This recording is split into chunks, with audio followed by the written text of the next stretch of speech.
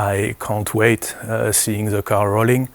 Like all my guys, like the entire company, I can't wait for us to be in Bahrain, race 1, because obviously winter test is always very difficult to read into, and people will be doing sandbagging, and you want to concentrate on reliability and a lot of topics which are not necessarily one-to-one than delivering during the winter test lap time. So we are extremely excited to Q1 race 1 in Bahrain to show hopefully that we did our homework.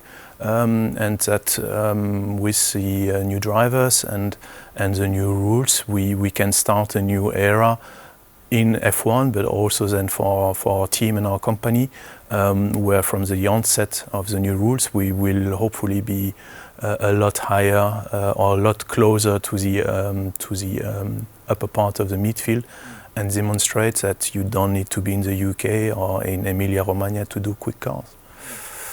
But it's months of work. It is 12 months of a lot of challenge, a lot of effort, a lot of sacrifice from all the company.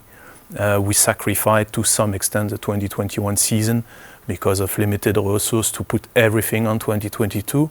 So I guarantee you, we all have that kind of ball in our belly, and we can't wait. Let's go racing and hopefully prove ourselves that the general impression we have will be confirmed on track, that we have done our homework. Great job.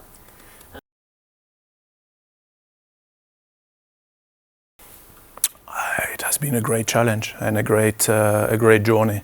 I remember a bit more than a year ago now when we started trying to put a plan together in terms of also milestones and how we would maximize the time for performance, or mainly in the wind tunnel, but nonetheless with the resource we have, with the team we have, which is still relatively small compared to other outfits, how we will deliver a car. And I think for people to understand, apart the steering wheel, every single part is new, and that is wow.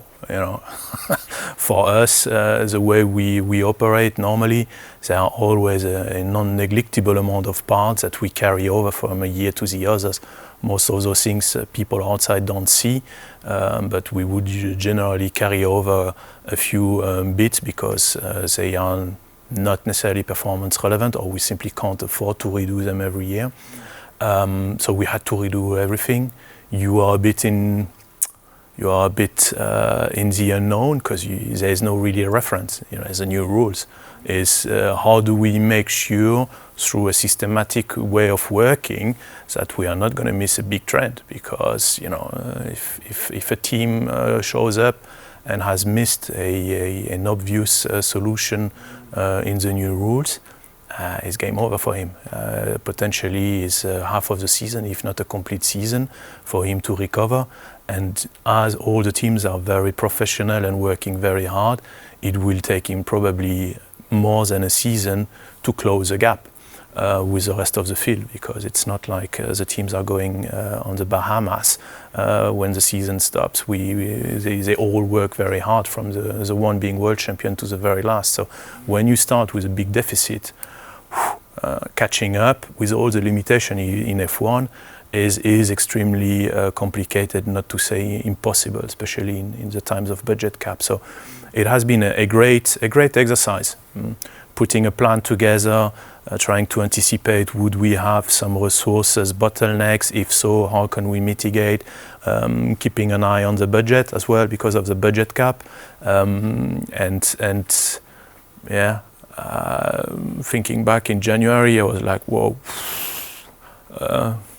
If that turns as expected, then that will be a great achievement. And in the end, we've been ticking all the boxes so far, and I'm fairly happy. It has been an absolutely amazing performance of my guys and the entire team. There are so many things where we had unexpected technical issues and we recovered, and it has been great to see also the team effort. you know, that someone had made a mistake or something was happening we were not expecting, and then the most of the others around, let it be production, purchase, or IO, depending, you name them, the other members of the team reacted in a very natural manner to recover and get us back on track. And yes, it has been a bumpy road, but if I make a step back, I am extremely proud of the entire team.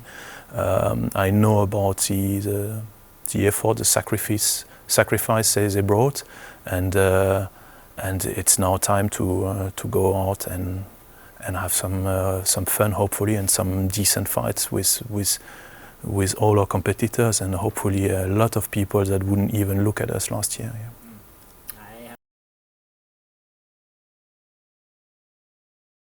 So, you think about the model car or the poster you have of last year's car, typical F1 car, and you try to anticipate what the new cars will be like.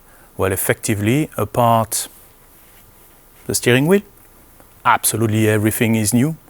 Bigger tires, completely new aerodynamics, new chassis, so much safer car, probably the safest Formula One cars that have ever been built, more streamlined aerodynamics, simpler, very complex also things that were not allowed in the past on some region you can't see, so the floors, the things that looks at the road.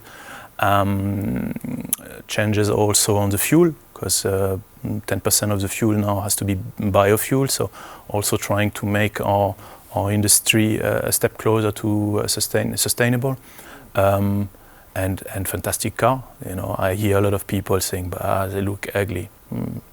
They are quite nice and sweet, and people will soon forget about the last generation. So, and especially for kids, I think they're easier to draw than the previous generation, because a lot of very complicated winglets and shapes that were along the car are forbidden now. So it should be easier to draw your favorite car as a kid.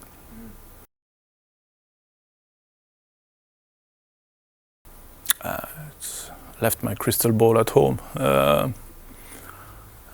I think for all the teams that are not going to be world champion, not enough. Ultimately, we expect the progression curve in terms of lap time to be steeper this year than it will be next year and the following years, assuming the rules are remaining stable.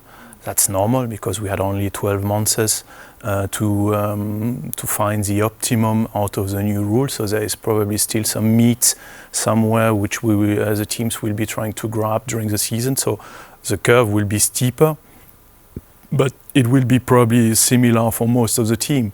So at the end of the day, it's irrelevant if we find half a second or a second during the year. What matters is finding a tenth or 2 tenths more than our competitors. And that's where the effort will be. I have no doubt that in pure lap time improvement, the steps will be bigger this season. But honestly, we don't really care. What is important for us is trying to make slightly bigger steps than all our rivals, which we pay a lot of respect and know they're also working very hard, and that is going to be the interesting one. So it might be a second lap time improvement, but if everyone else finds 1.1 seconds, then we look like idiot. So it can also be 5 tenths, provided the others are just finding 4 tenths. I'll be happy. So it's more in relation to the others, but in pure delta, I suppose, it will be more between 7 tenths to a second improvement in average, I would expect, but we can have that conversation in 12 months' time and see if I was right.